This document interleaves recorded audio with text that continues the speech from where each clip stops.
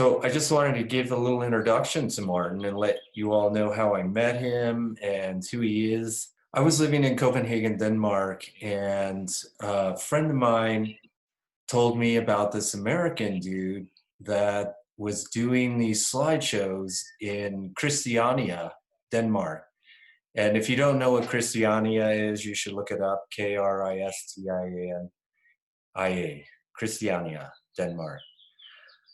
So he was doing a slideshow presentation out there, and I really wasn't interested in anything American. That's why I was living in Europe. And so Finn told me, no, you really need to check this guy out. And I was like, yeah, whatever. And since Finn said it, I took a second thought and I went and checked it out. And I read Martin's information and what he was doing. And one of the things that got me about what he was talking about is he said he wanted to go around the world in the next 10 years to 500 of the largest cities on the planet, sharing sacred sites from everyone's culture in the world to inspire them to see the beauty of the world and to in some way inspire them to return to nature and the sacred earth. That caught me. That caught me. And then he said, if that doesn't work, if after inspiring all these people doesn't work, he'll use that platform to initiate Gandhi Satyagraha, which was civil disobedience and nonviolent movement. And I thought, okay, if this guy's got the guts to say this out front, I would like to meet him. So that leads me to the second part, where I was still waiting for some other people to show up here. How I met Martin was I had come back from Europe to protest the wars that were getting ready to start. I felt like as an American, I had to come home and at least put my 2 cents in. And that didn't work out, and I got a little depressed, and I thought, okay, that's it. I did my part. I'm going back to Europe. Forget this.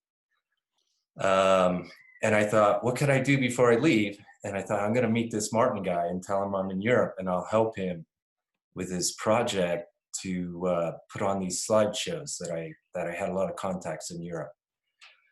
So I came out, met Martin. I just came out for 5 days, and we talked, we hit it off, and we felt like we had a lot in common.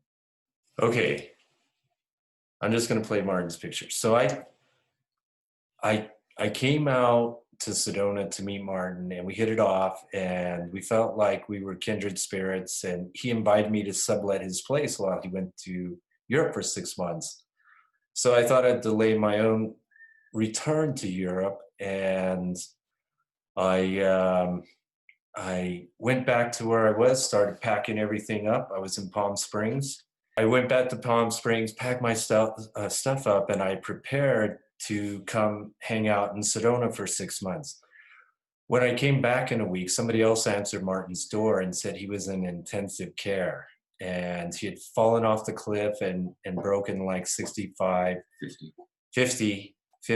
bones and fractures, and he was definitely in a near-death experience. And this guy who answered the door said, if you're a friend of Martin's, you should go to the hospital. He could use all the friends he could get right now. And I thought, what am I'm not going. I don't know him really. And this inner voice said, you should go.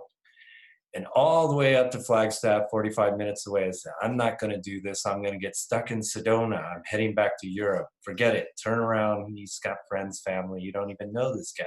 I got up there. I saw him. I'd never seen any person so beat up and broken and damaged. And the only thing I thought to do was to hold his hand. And he said to me, how does it look? Do you think I'm going to make it? And I thought inside of myself, oh God, this does not look good. I didn't even recognize him. I just asked my inner voice, what could I say? And the words came out, you can make it if you want to. It's up to you. And just after I said that, the nurse came in and she said, I have to ask you these questions. I'm sorry. I have to ask you these questions so you can get the access, so you can get the insurance. And I thought that was a terrible thing to have to face then, but he was totally cognizant. And it was like he wasn't even wounded. And I could feel that he really wanted to live, like he had a mission to fulfill. He wasn't done. So the nurse asked him basic questions. So, like, are you married? And his answer was, I'm married to God. Then she said, what religion are you? And he said, I'm all and none at the same time. When I heard those things, I thought, okay, I will do what I could do. I will volunteer whatever I could volunteer. And there came together this group of people from Sedona, a whole bunch of healers, more than 120. And they were there every 4 hours of every hospital day, every 16 hours, only 8 hours we couldn't be there overnight.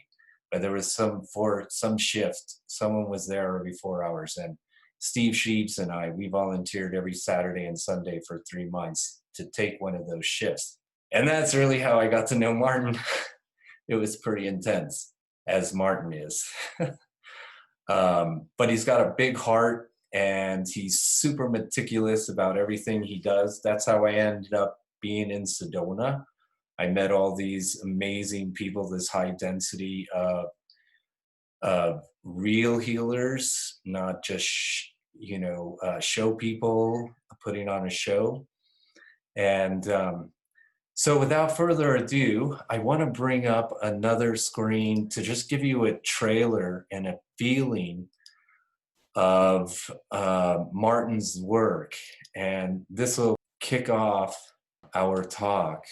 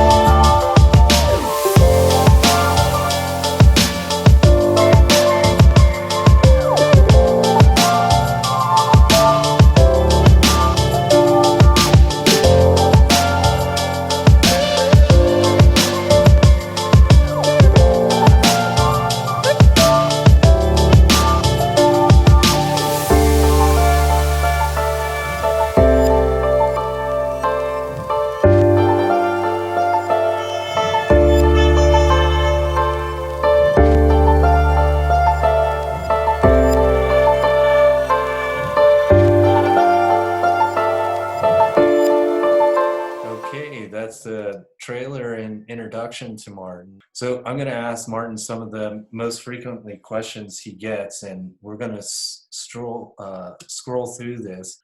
Okay, the first question is, what are sacred sites? Some people call them power places. What are these types of places, and is there a difference between the two? Hello, everybody. Hello, hello. So when I first got into this, let's say, field of endeavor, I don't think I would have called it a study back then. When I first got into this, I didn't know the word sacred sites. I had heard these places called power places. And for several years, I was visiting them and even went to a number of pilgrimage shrines in Europe, which were called sacred sites. But I was still calling them power places. And one of the reasons is I was a little bit mad at certain things in Christianity at that point.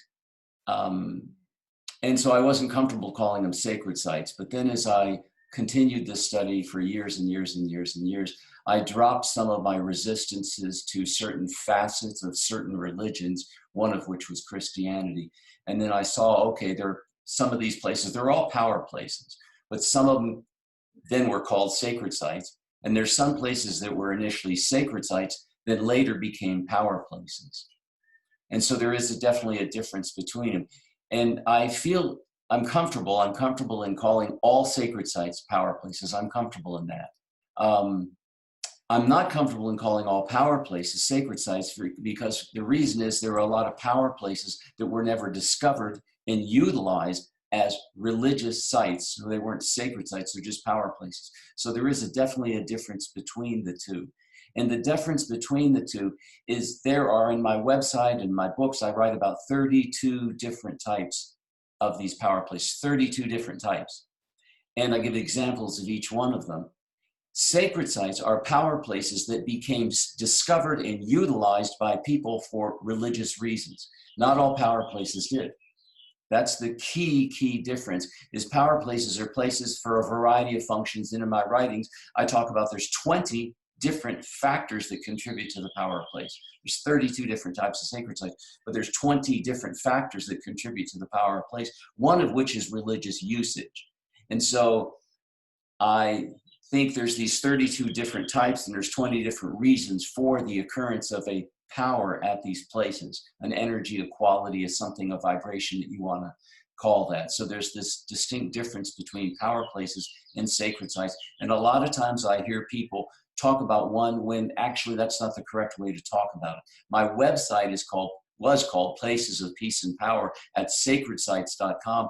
And sometimes I used to think that notion of sacred sites is too limiting because there's some power places that couldn't be considered sacred sites. But if people ask me later for more, definition between these two things, I can do that.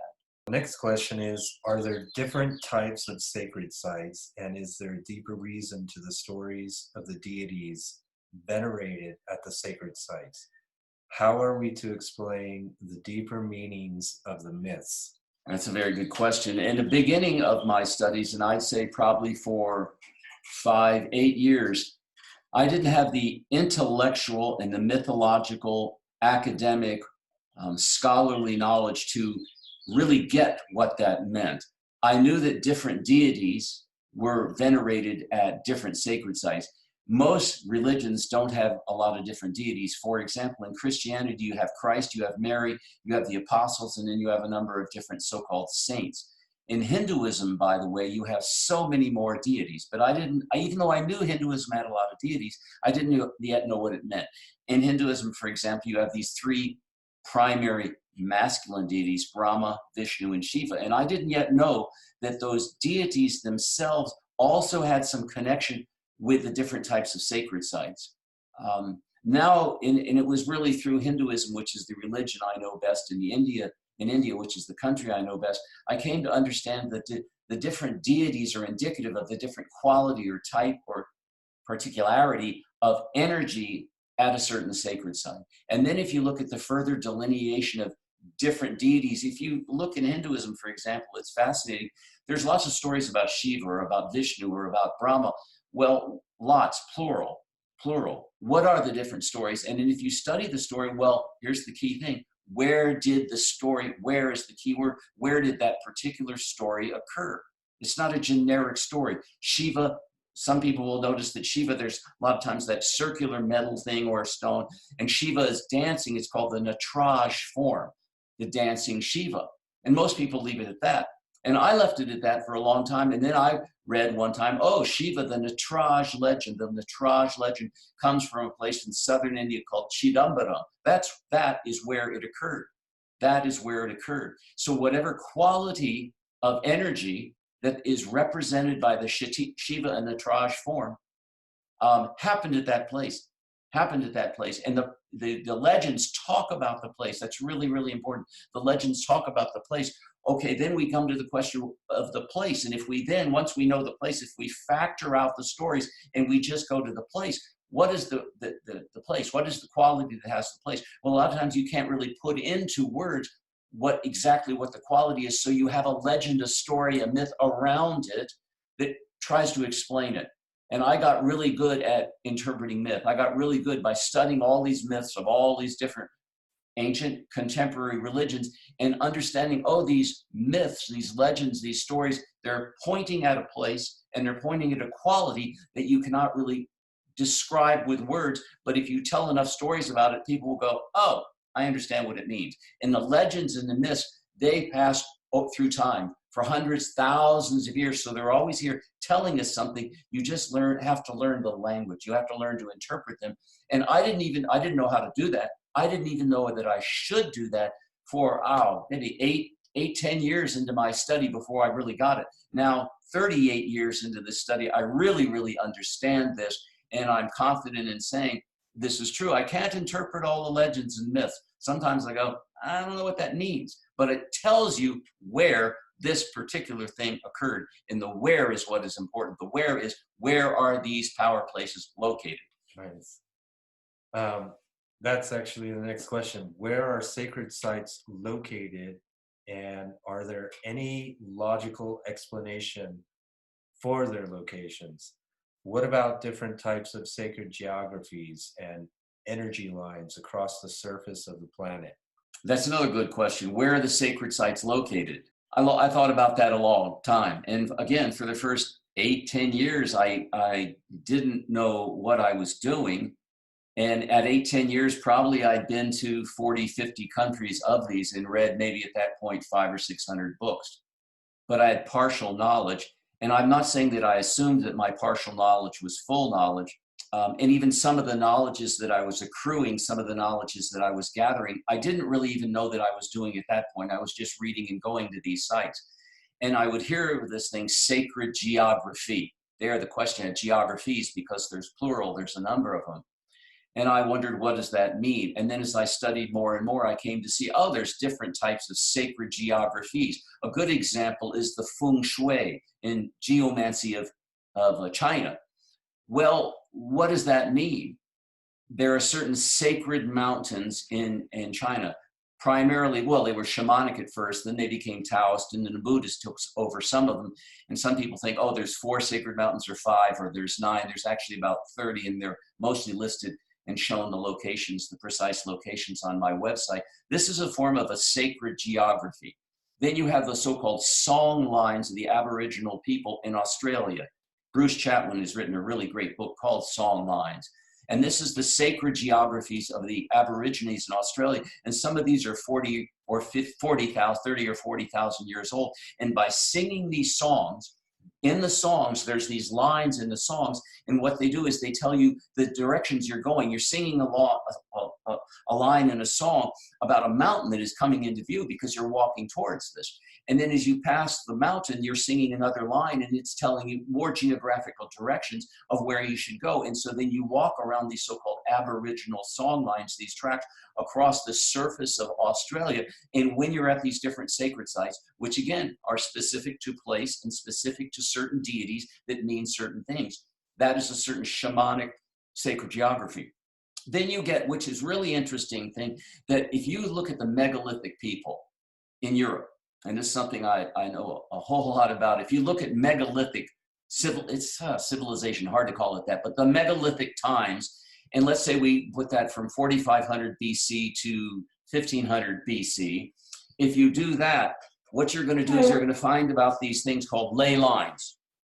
But ley lines, this is something that is really confusing to a lot of people nowadays. They make these inaccurate statements about ley lines. But if you look at ley lines, what is it? There's a guy named Alfred Watkins that in 1921 wrote a book called The Old Straight Track. And Alfred Watkins wasn't in archaeology. What he was a sort of pseudo-antiquarian, and he was a pseudo-photographer. And he wandered across the countryside, mainly in England, in southern England. And he would photograph some of these stone rings, not circles, stone rings and menhirs and dolmens and quoits in some pre-Reformation pilgrimage cathedrals that were at some of these places. And we know for sure that when Christianity came into different parts of Europe at different times, there was a pagan religion already occurring there. And so what they do is they wanted political and social control, and they found out the best way to do it was take control of the people's sacred sites. And so the way they did that is a lot of times they killed the people, unfortunately, and they broke up the stone rings, they broke up the stones, and they used those stones in the construction of their own religious edifices, their own buildings, holy buildings. And then they would orient the orientation of the church, they would orient that to be in the same directional orientation of the stone ring or the megalithic structure before it. They didn't sometimes know why this was, but they would do that. Well, Watkins, one day, and he would keep records on a map. He'd circle or he'd put a point on the map of where he had been. And one day he was looking at these and he went, oh my gosh, there's straight lines that I could draw between this. This is mysterious. So he brought forth this Roman word ley, which meant that these were used for commercial transportation reasons. And he thought, well, maybe they're transporting goods, you know, apples, potatoes, whatever it is. They're walking these along. They weren't necessarily using wheeled objects at that point, but they were taking these between places. But then when he was out, he saw, no, this isn't true because they're completely straight. But a lot of these lines, you couldn't walk up straight up a cliff. People would have walked around it. So he stopped calling them ley lines. He stopped this. The people who read about this stuff in the so-called New Age movement in America, they should really hear this. There are no such thing as ley lines. Watkins started calling them old straight tracks. Only that, old straight tracks. He stopped calling them ley lines. So anybody that uses the term ley lines pretty much doesn't know what they're talking about, or if they use it, they should give an explanation of it like I just did. So that's another sacred geometry. And if you look, Hamish Miller and Paul Broadhurst wrote these really wonderful books that examine two sets of lines in England, and one of them is across southern England, which they call the Mary Michael line, and then one is from also in England all the way through to the so-called Holy Land. They call this Apollo Athena line, and it is a matter of fact. There are certain, and they're from different cultures, religious sites along this line. They're there. I'm not debating that. They're there. To call them Mary or Michael, Apollo or Athena, that is just something we're saying. We don't know who found this line originally, who made the original sites. We don't know. So I will say, okay, well, you can use Mary and Christ. You can use Apollo and Athena to call that the line. But that doesn't mean that's what it was. It's just something that, you know, for sake of modern convention, we're doing it. We're talking about that way. Then you look at a sacred geography in Japan, for example, really, really interesting one. There's these various sacred routes on these sacred mountains, some that men can go on and some that only women can go on. And they're on the Key Peninsula, for example. So what we have is a number of different types of sacred geographies. I can go into them in much more detail. And these show, oh, here's a sacred geography. Then there's another really, really interesting one. And people like to talk about, oh, there's a grid. I feel comfortable in saying I know more about planetary grids than anyone alive, and yet I don't know what I'm talking about. But I hear people say, oh, it's this or it's this. And no, they don't. They definitely don't know what they're talking about. Well, here's a guy who knows as much about this as anybody in the world, and I go, I'm not sure. To me, possibly. And some of you, if you've studied any sacred geometry, and by the way, there's no such thing as sacred geometry. It's just geometry. 2 to 3, 3 to 4, 4 to 5. That's all it is. There's no sacred geometry. It's a misnomer to put the word sacred in front of it. Let's just call it geography. Okay? Geometry. So let's say there's a grid. Well, I had a visionary experience one time, long time ago in a monastery in Mount Athos. And in it, in that vision, I saw, and if any of you know about sacred geometry, you'll know about these things called the Platonic solids: tetrahedron, dodecahedron, icosahedron. Well, I had this visionary experience that said if you put all of these Platonic solids all on a central point inside the sphere, where the vertex points hit the interior sphere, where they become coterminous with the interior sphere of the Earth, sets up different power places, not sacred sites, power places on the surface of the Earth. And if there's logarithmic spirals coming out of them going clockwise or counterclockwise according to golden mean, if there's logarithmic spirals coming out of those points on the surface of the Earth, it sets up a number of different type of lines. There's straight lines between the points on the surface, and then wherever these logarithmic spiral lines intersect with these other lines or another class of points. Okay, a grid. I'm not saying this is accurate. I'm saying this is what I had a visionary experience showing. This could be a grid, but I think there's other grids. So if you put all of this together, here is an example.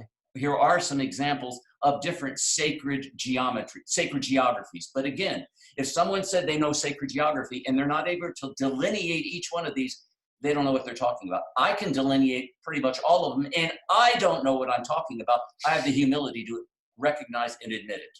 I told you he was intense. Next question. And it should be just that so, because if he wasn't as intense as he is, I don't think he would have accomplished the things that he's accomplished by going to more than 1,500 sacred sites and more than 165 countries. So it takes that kind of Navy SEAL sort of intensity. So, and this is his passionate subject. So it's going to be intense, folks. Buckle up. How do you explain the influences that sacred sites have on people? Do they have some sort of transferable energy or essence or vibration? Is this what magnetizes people to the sacred sites? Great question also. You know, one of the things, if you study acupuncture, and I wrote a book years ago called Planetary Acupuncture, but if you study acupuncture, you're going to find out, oh, there's all these acupuncture points. These acupuncture points are on meridians. And we could also say, extend this analogy out to the planet and go, oh, there's planetary acupuncture points. And there are meridians, which we could say are somewhat similar to different grids. So each one of the meridians has a different energy. There's a heart meridian, a kidney meridian, a lung, a triple warmer, all these different things. And each point along each meridian has a different quality. So if they're treating your lungs, for example, or something your lungs influence, well, which acupuncture point along the lung meridian are they going to treat? That's really important. And if you really study deep into acupuncture, you go, oh, well, there's actually only one meridian and one energy. And great acupuncturists, I don't know if you know this, but great acupuncturists, if you study acupuncture and they want to treat a certain meridian, it has to be treated according to your latitude, longitude, location. It has to be treated at a certain time of the 24-hour cycle, which means you might need to come to the acupuncturist's office at 3 a.m., but they don't want to do that. They're in bed with their wife. So you don't come at 3 a.m., you come between 9 to 5, sir. That's when it's open.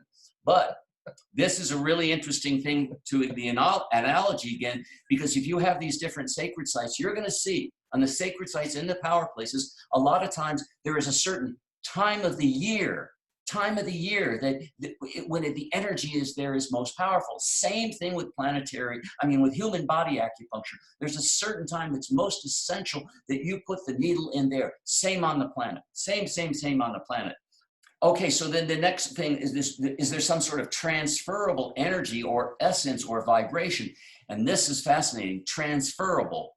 The energy goes both ways at these power places on the earth, goes both ways. And human beings can have effect upon the earth as the earth has an effect upon them. And I'll address this in another question in a minute, but this notion of a transferable energy. Imagine that you're at these sites. There's a field that you're plugging into at the sites. There's something there. And as if, let's say it's really hot outside and you walk into an air-conditioned room, there's a field, it's a thermal field. You're in this room. Oh, it's cooler, this is nice.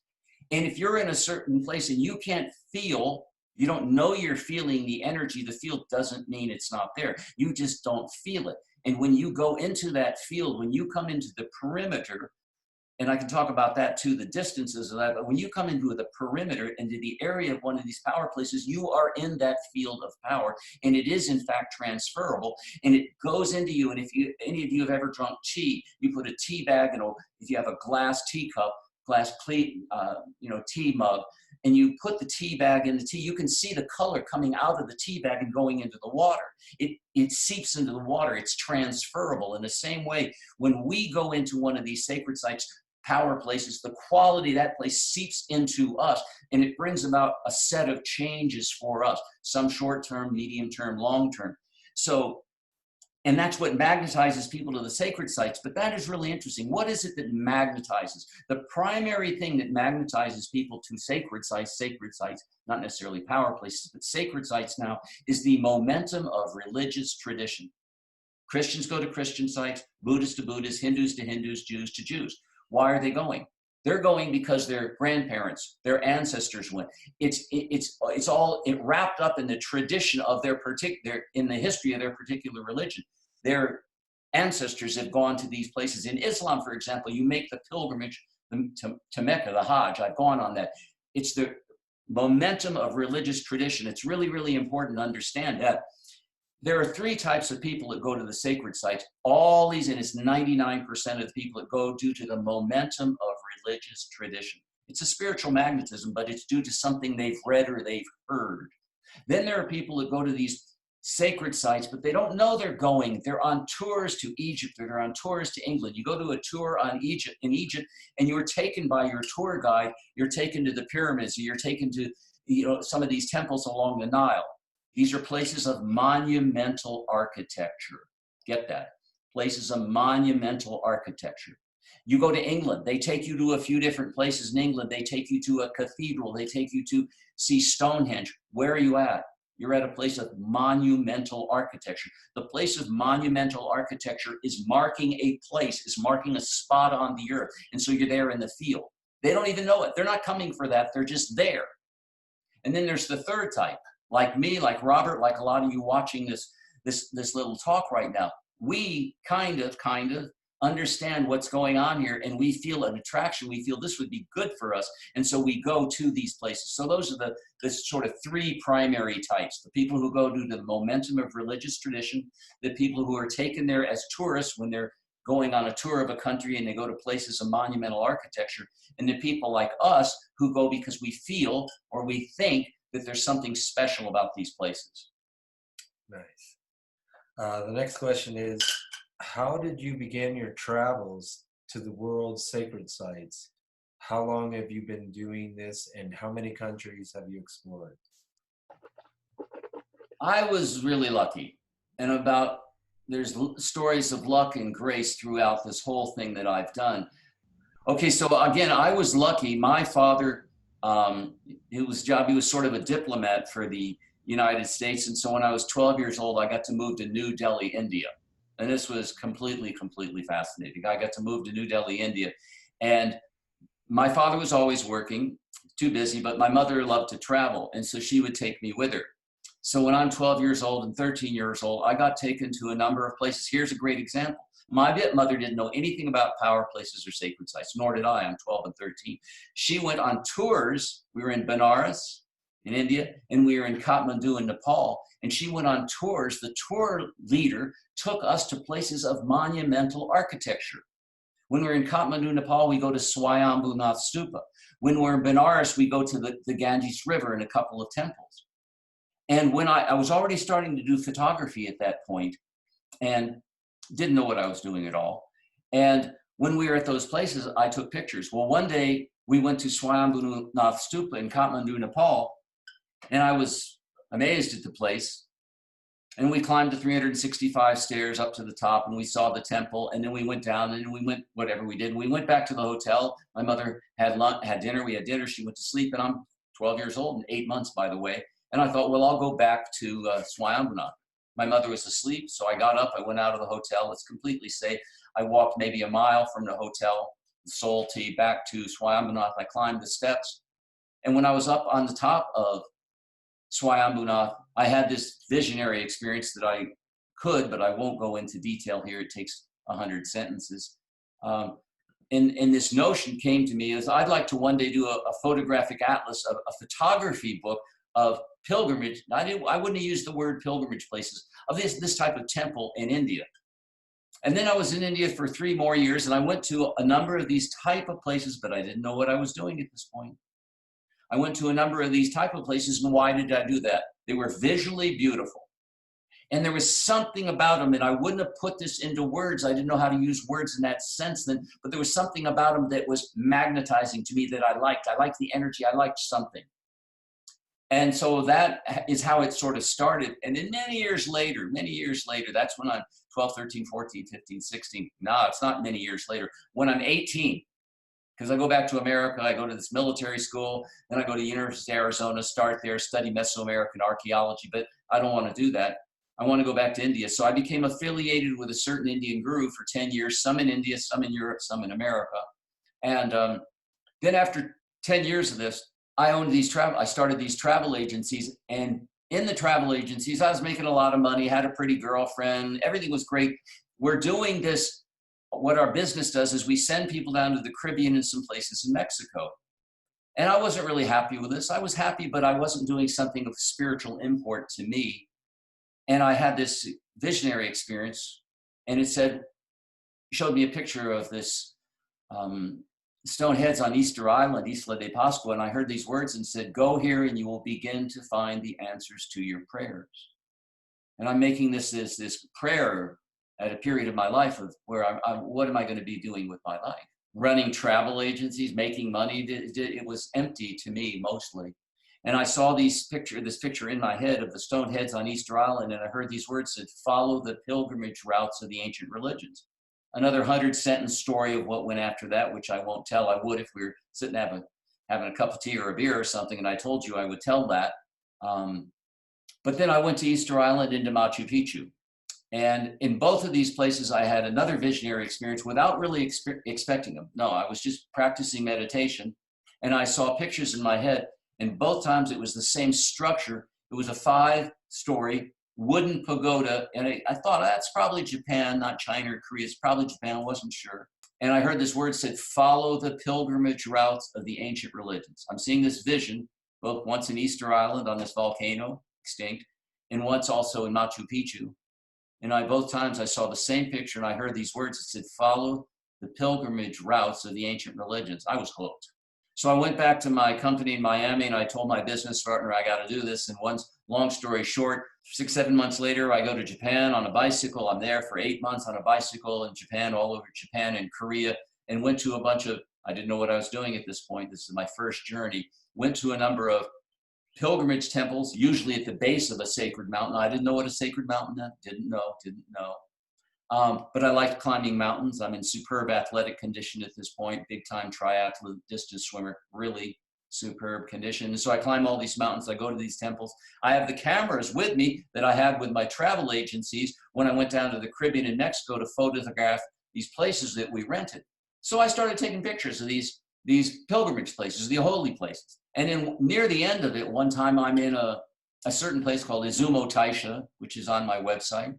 And I had another one of these visionary experiences, and it suggested to me, didn't say you have to do this, it suggested it to me, if you'd like to continue to do what you're doing here, go to these pilgrimage places around the world, you could do that.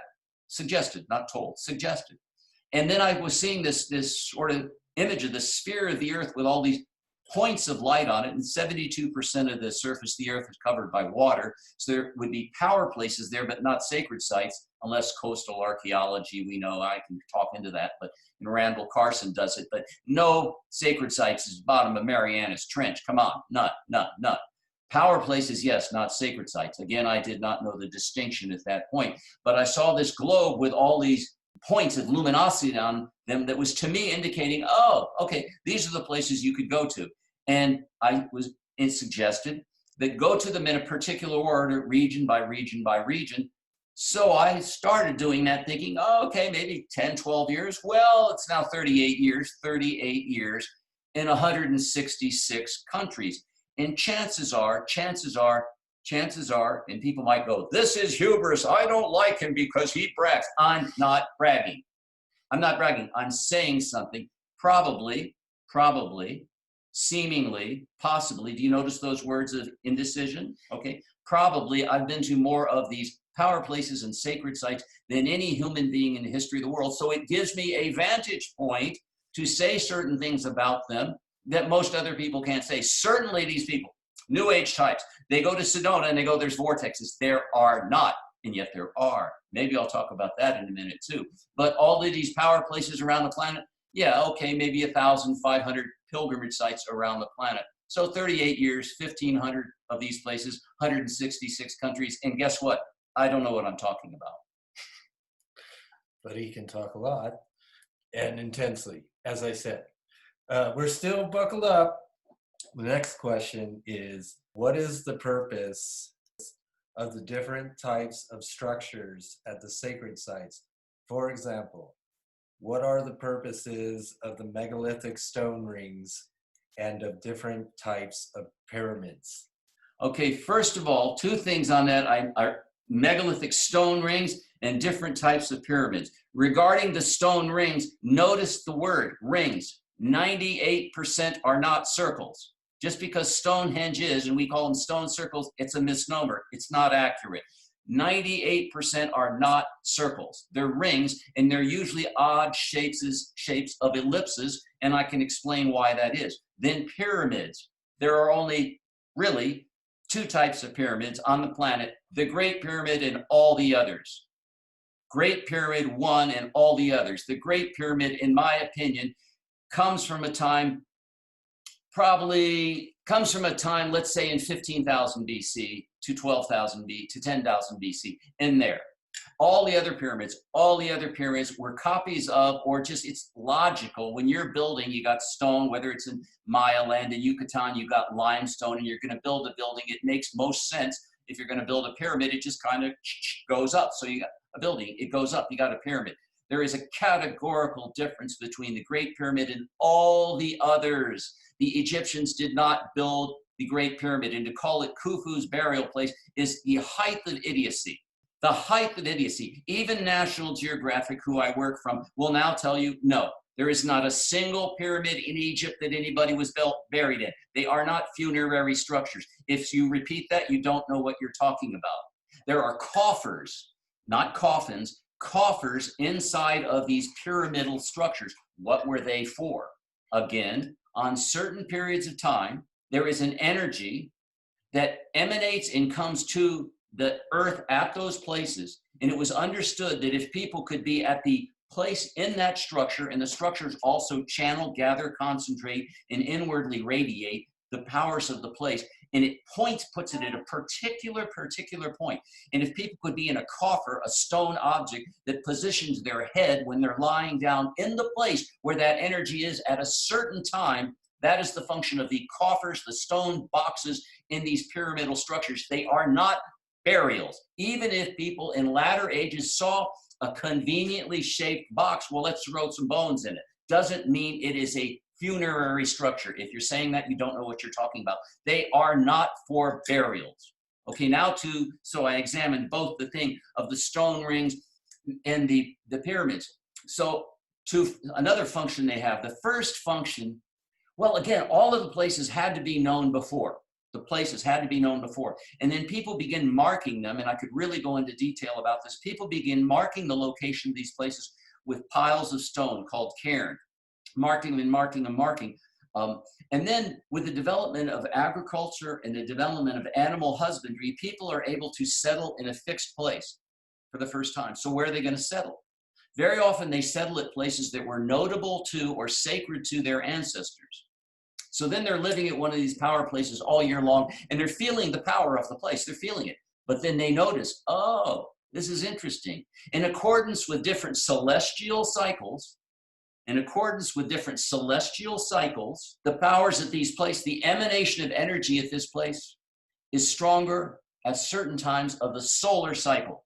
Just because, I won't go into this. Okay, there's the sun, the moon, the planets, and the stars. These 4 different classes of celestial objects. And somehow, I can't explain this, somehow, when different celestial bodies, sun, moon, planets, stars, are in a positional relationship with the earth, it causes a fluctuation of some type I can't say what it is. even though I know as much about it as anybody, but I can't say. It causes a fluctuation of certain types of energies at these places. And the ancient people, they recognized this. So what they did is they began to fashion increasingly complex structures at the sites to do two things. Those two things were, one, to act as astronomical observation devices to predict in advance of their occurrence when those particular days were going to be, days or periods of days. Then they would send people out across the countryside to tell other people, so the people would come to those places. This is the origin of pilgrimage. The first time people are consciously and purposely coming a distance to these, and they're not brought along to them by following animal herds in their yearly migrations, but when they're purposely coming to them, this is pre-religious, it's even pre-shamanic. People are coming to these sites. This is the origin of pilgrimage, people going to these power places because their belief there's something there. Well, then the structures get bigger and bigger and bigger, and then the structures begin to have a second function.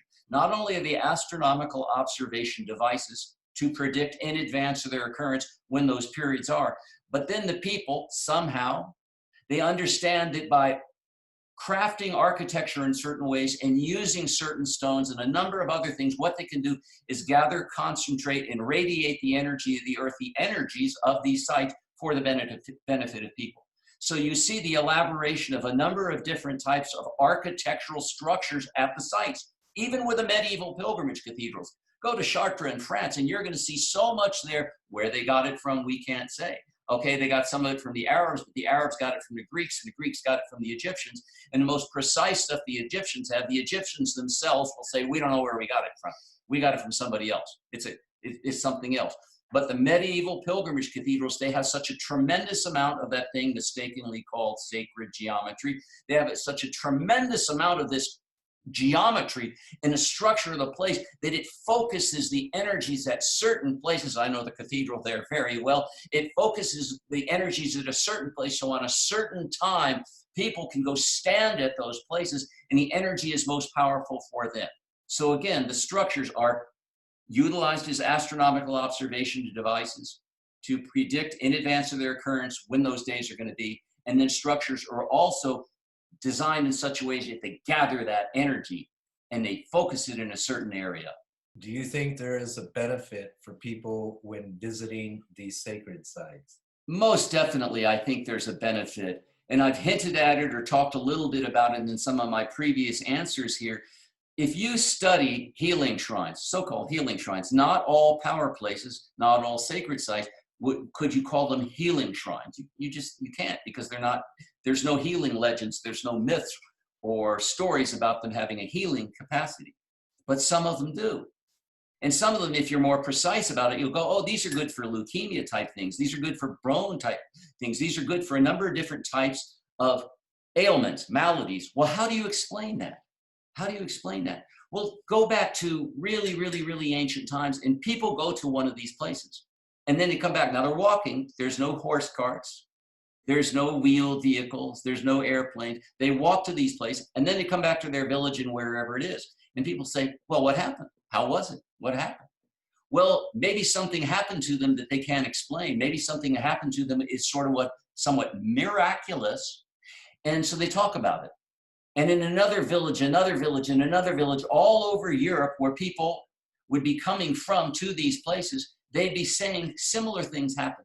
So over hundreds or thousands of years, a story began to arise about a particular place having a quality, somehow causing a particularity of response or experience for a human being. This was the basis of legends about the sacred sites. So then when other people hear those legends, then they go, oh, well, my grandmother's having a problem with her eyes.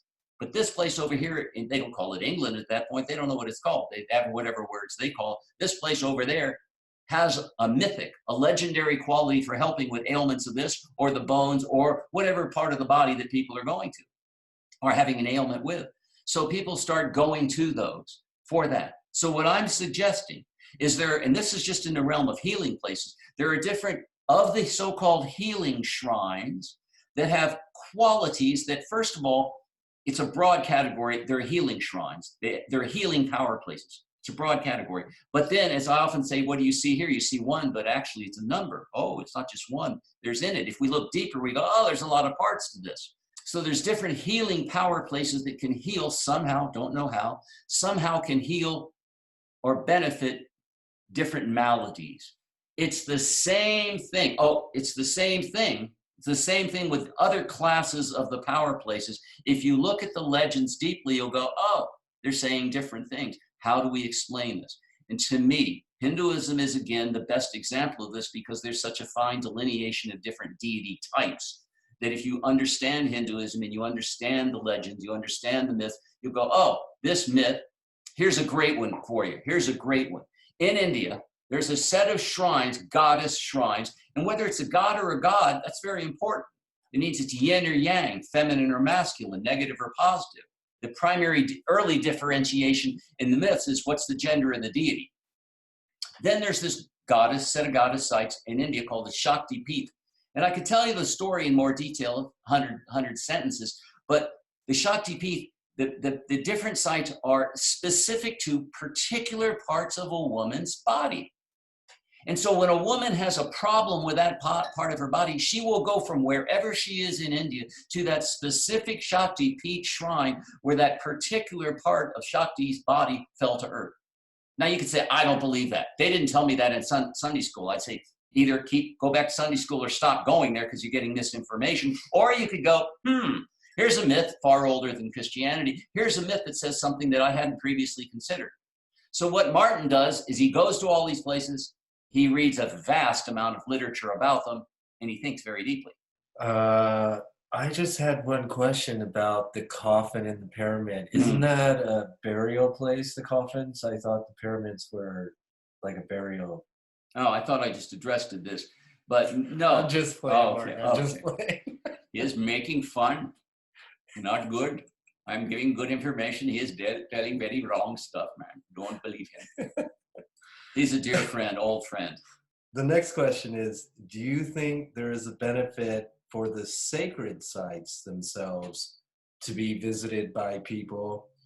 You speak of planetary acupuncture. What is that?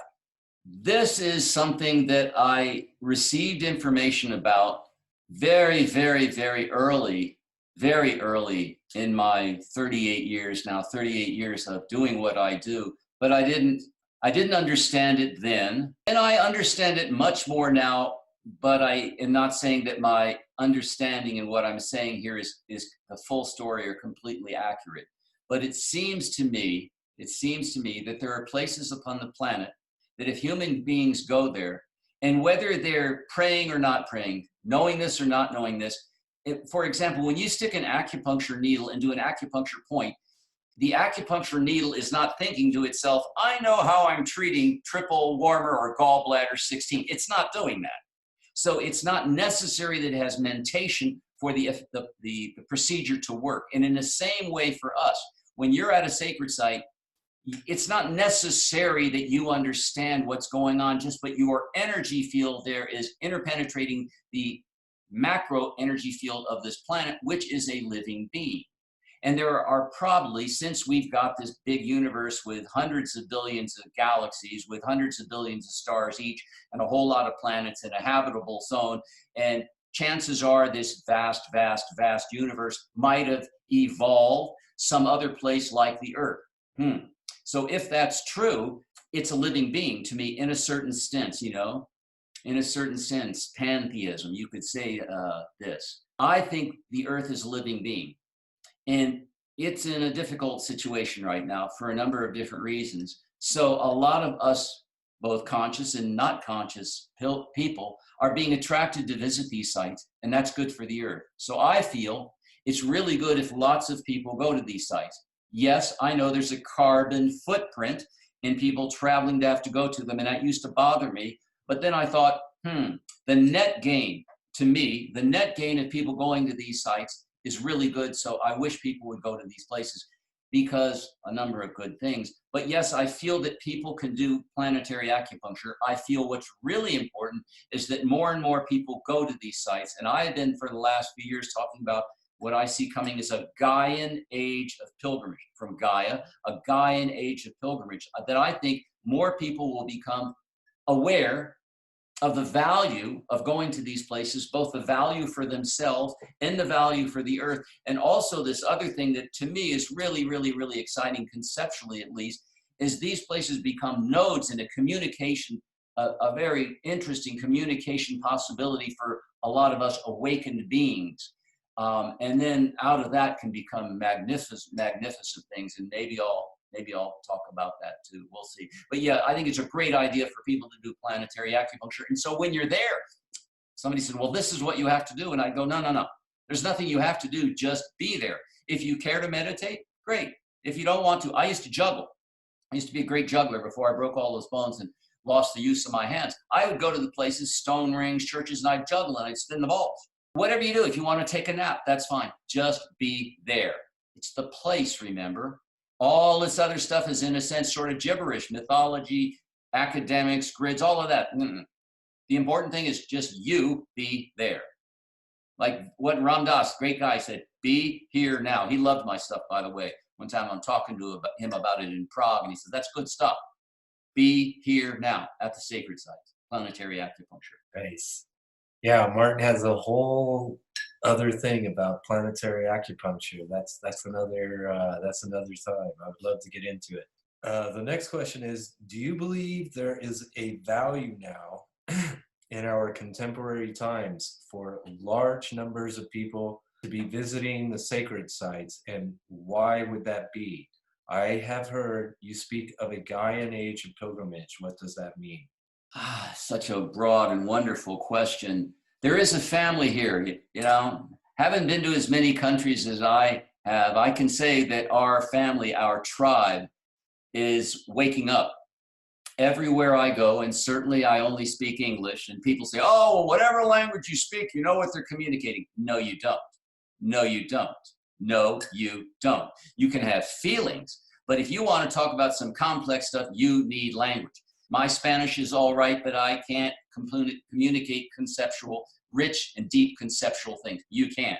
You can't. You need your language. But what I will say is there are us, our tribe, we're everywhere. We're everywhere. But we don't know we're everywhere. We have this notion, oh, one love, one family. Great. We need to know that more. We need to know that more because it gives you hope. Right now, there's this corona hysteria thing happening, okay? What's it doing? It's spreading fear.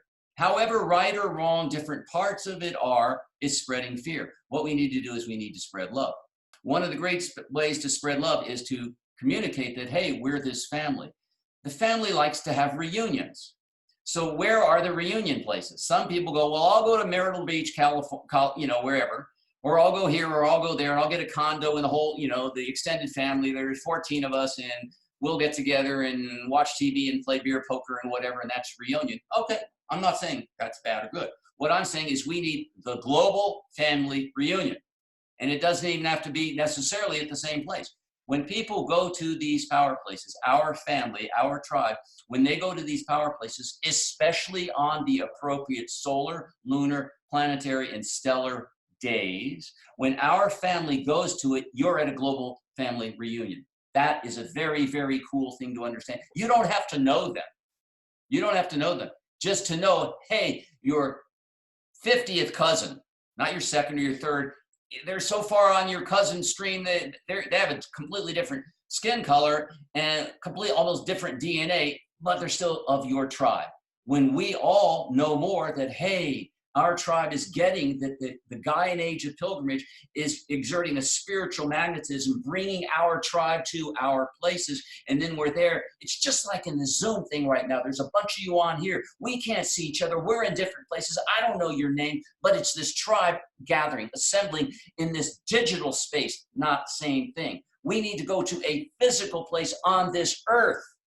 And the power places, the sacred sites, are those places. So with my work, and if you haven't noticed yet, everything on my website is completely free, no paywall, none of that, free. When you go to these places, wherever they are, doesn't matter which one you go to the one in your country. Or, this is a really good thing. People say, well, how do I know where to go to? And I go, well, where would you like to go? Is there ever a country since you were a young kid that you thought, oh, I already wanted to go there, or a region? Okay, go on the website or go into my books and just make an oracular question to yourself was, what would be a great place for me to go to? What would be something good for me at this stage in my life, or for some reason, what of one of these power places would be good for me to go to? Then see where your intuition takes you. There's pulling from the other side, pulling from magic. Go to one of these places. And if you can, do it with some frequency. I think that's a really, really, really, really good idea. Yeah. Nice. Yeah, great advice. Thank you, Martin. Last question, and then we'll open it up for you guys to give Martin some questions, is give us a glimpse of your future view of your prophetic visionary insights and predictions that were activated and turned on at the sacred sites. You have been almost everywhere in the world, from the most undeveloped to the most developed. What do you see coming to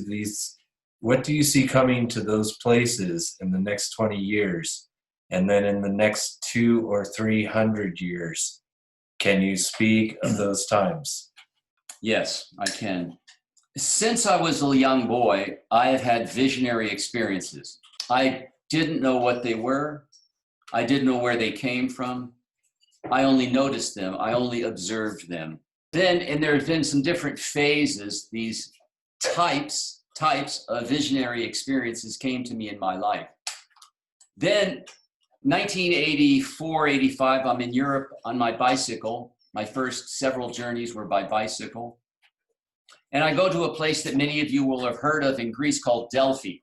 And Delphi was said to be an oracle site, where, interesting, if you go into the legend a little bit more, women were the ones that received the visions. And then the guys would interpret them and mess things up. We know this one, right? You get this one? Okay. So women would go to this. Okay, I didn't know what this meant. I heard there was an oracle. I didn't really know what that meant. An oracle site at Delphi in Greece. So I went there on my bicycle. Then I don't know, 5 years later, I learned, there is a number of oracle sites in the Greek Mediterranean world. So I thought, well, let's go to all of them. And then I learned, there's oracle sites in other religions. Other traditions have evolved, have brought forth a legend, a story about a particular type. Remember I said there's healing types? Anybody says there's one type of sacred site, one type of PowerPoint, they do not know what they're talking about. There's numerous types. Remember in my website, 32 different types? Then I could talk about mythic types too. That's a different thing. But oracle sites. So I said, well, let's go to a lot of those. And so over now 35 years, knowingly, I've gone to, let's say, the top 80 oracle sites in the world. And when I'm at these oracle sites, I practice meditation. Interesting set of meditations I do, by the way. But I practice meditation so that I can turn off the talk mind, and the screen comes on in me that presents the possibility of somehow, I can't explain it, doesn't mean it's right, not right, somehow getting a picture of a thing in the future. So I've seen a number of pictures of things that are occurring now, but things that are going to occur in the next 5 to 20 years of unimaginable difficulty and destruction on our planet. You don't want to look at it, you're a new ager. Marianne Williamson said everything's going to be great. No, it's not. It's going to get worse. I've been in Chad. I've been in Sudan. I've been in Syria. I've been in all these places. I've seen the breakdown of I've been all over Bangladesh. Guess what? It ain't getting better there. It's getting worse. You don't want to look at it. You don't have to. Don't tell the people in Bangladesh, I'll do a little this or that and create my own reality. That's an insult to them. You do not create your own reality. You create a few of your responses to the greater reality you're embedded within. I'll repeat it. You do not create your own reality. It's a big world running on its own. You create some of your responses to the greater reality you're embedded within. So great difficulty is coming here.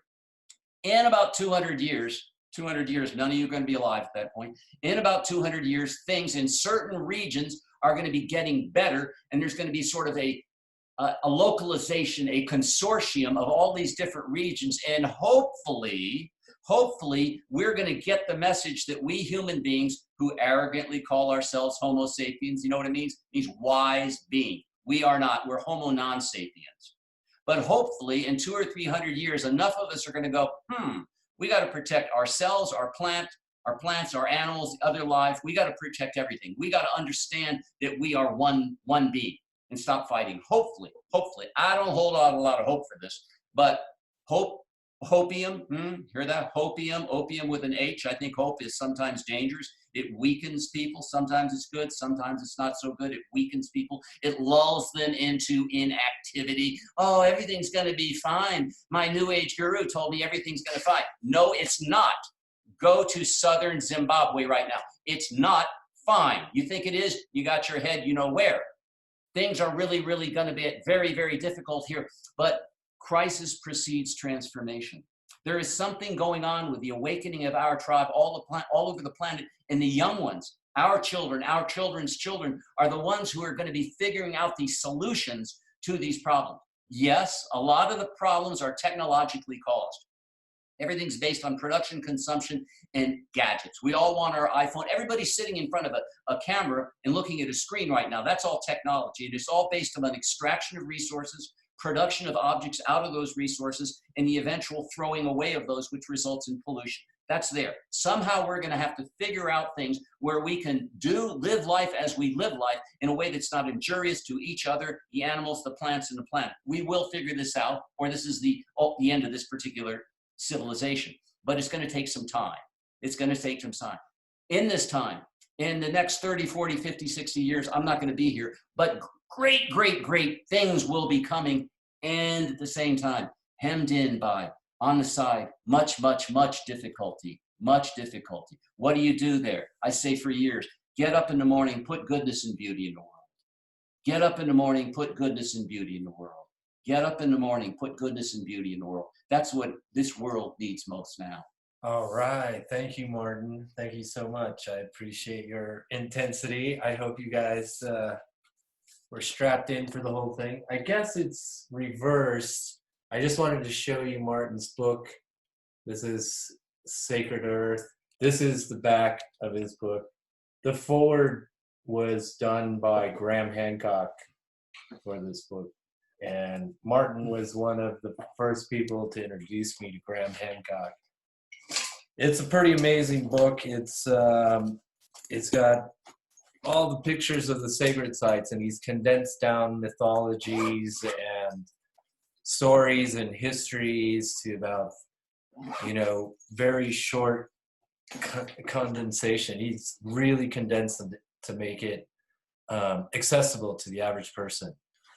So I wanted to open up to you guys. If you have any questions for Martin, just unmute yourself or put your hand up and I'll unmute you. And do you have any questions? Geraldine's usually pretty rapid fire. Let's see, can we get you unmuted here? There you go.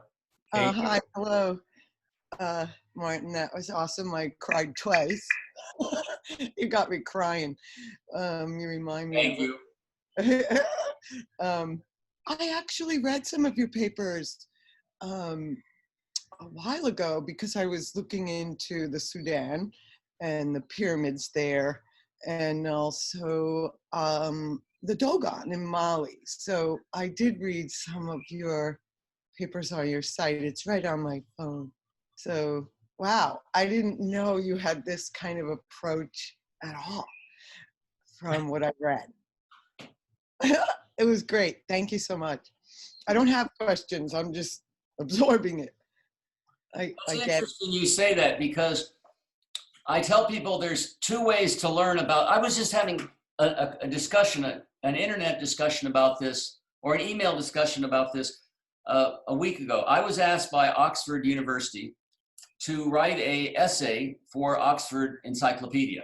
And I wrote back to them and I said, okay, I can do this. I know this subject very well. But first of all, I want you to read a few parts of my website and then say to me, do you think I'm the right guy to do this or not? And if you don't think I'm the right guy to do it, that's fine. But what I want you to read, and what I said to them in the email, is about the people that study this subject. Most of them are undergraduates trying to get a degree, or they're PhDs.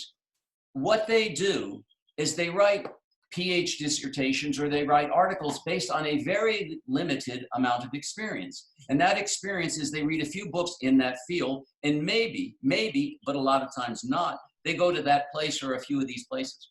What I do is I've read, at this point, well, I have over 3,000 books in this field. I've read them all. And I've been to 1,500 of these places. And so based on those two things, experience, very critical, and huge amount of scholarly knowledge.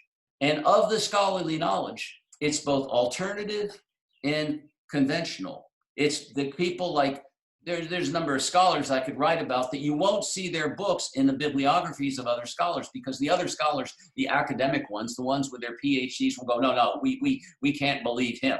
Zachariah Sitchin, we don't, I knew Zach. We don't believe Zachariah Sitchin. Well, wait a minute. He's got some interesting stuff to say.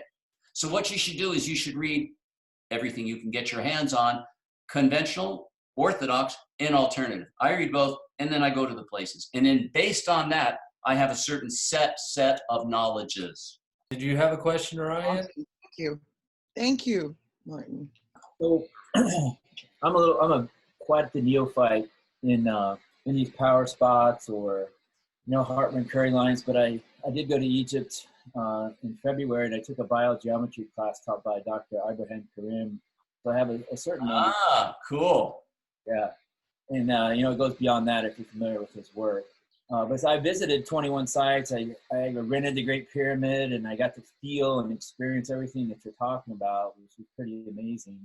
Related to that, I just finished, as I mentioned earlier, I was finishing The Flower of Life, and whether this is esoteric or what, but he mentions 80, having these conversations with Thoth and having 3,000 of these, I should say, points, maybe not exactly related to what you're saying, because I'll expand on that, but say there's this grid, I'm curious about the validity of this and what we've proven or you've found as to that many points that were created, in the very distant past. And then that grid may function as, Earth energy grid number 1, the Great Pyramid, and then other sites, but he goes into detail about how this grid can function also for different species of planets, different species of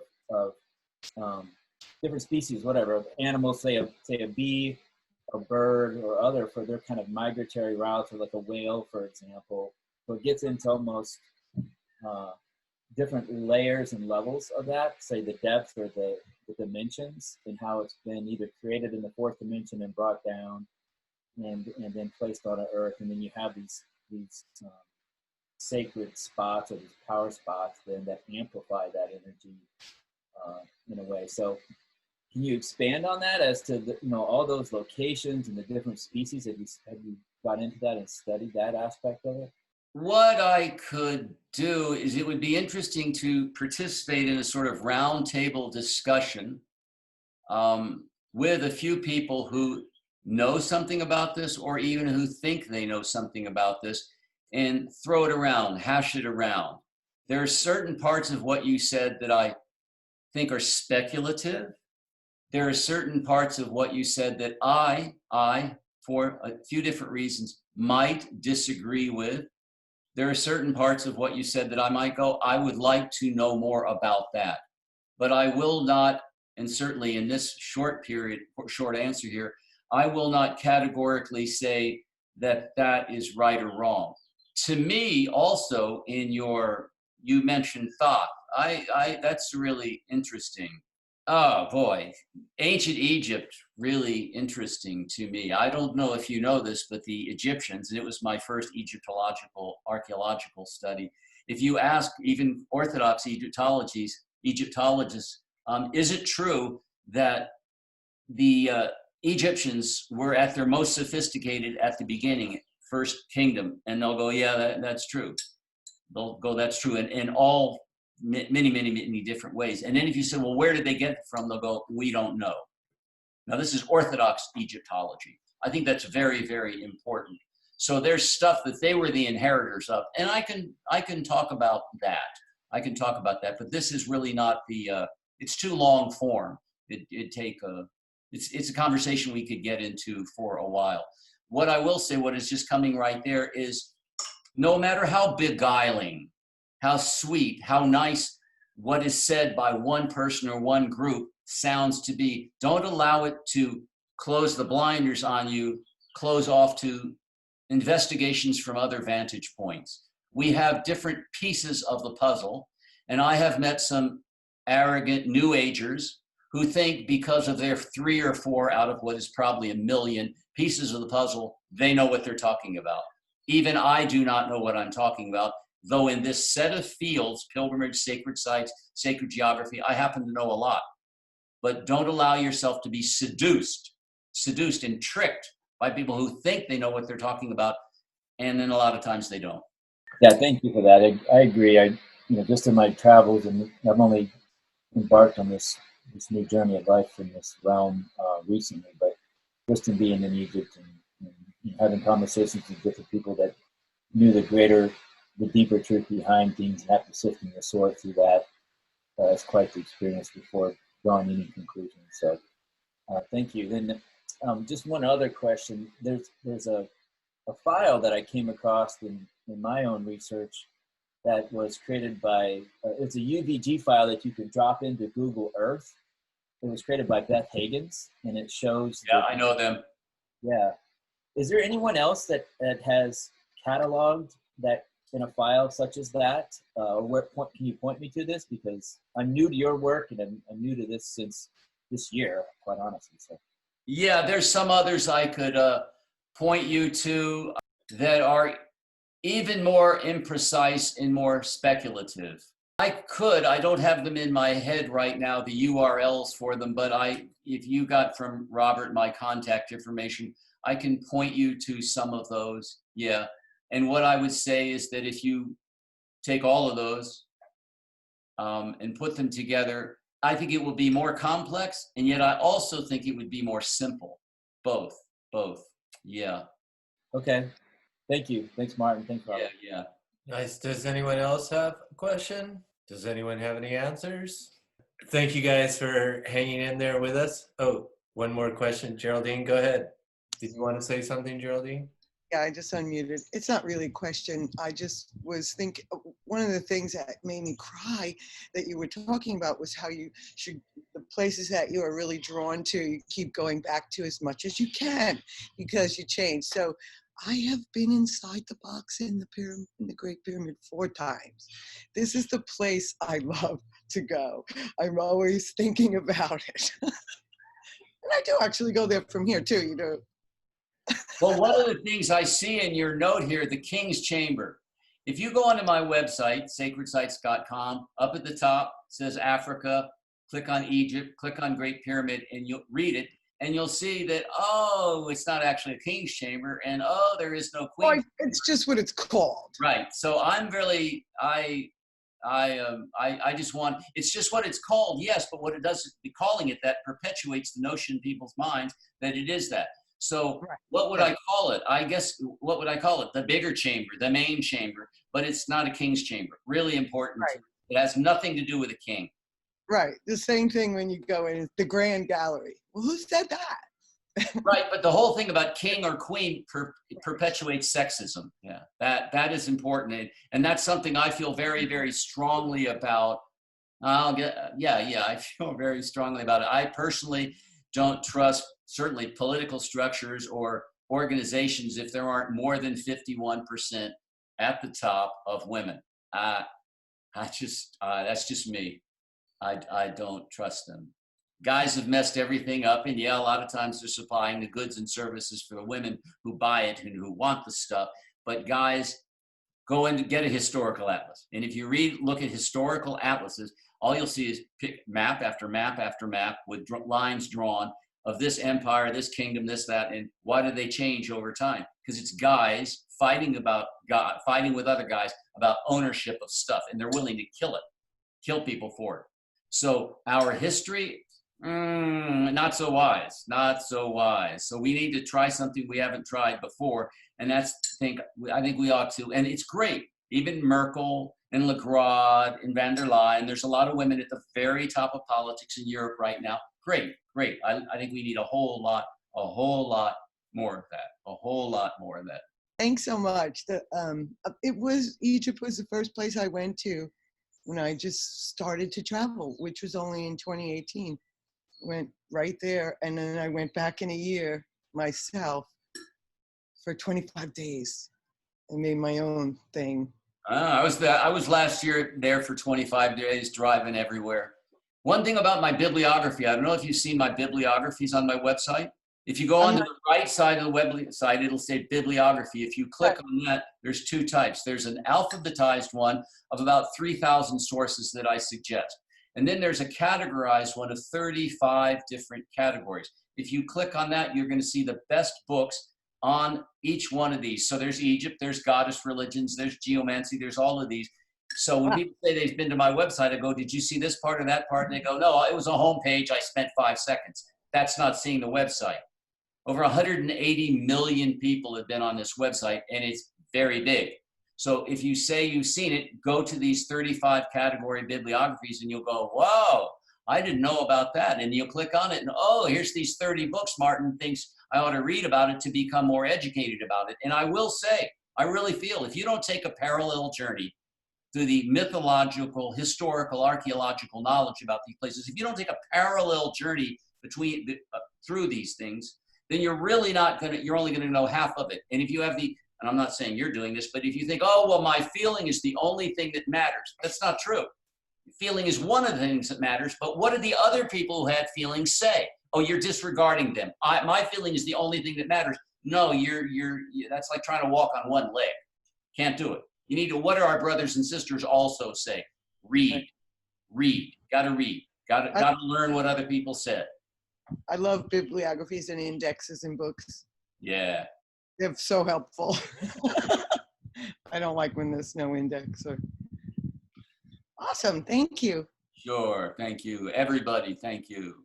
Yeah, anybody else with a question before we wrap it up? Okay,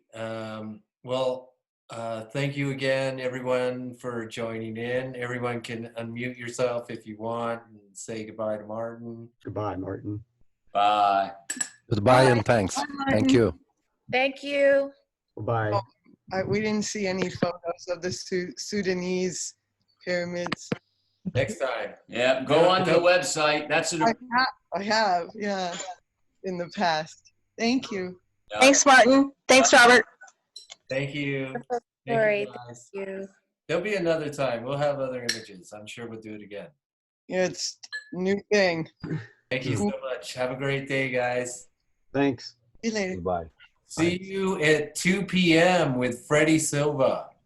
Coming up soon.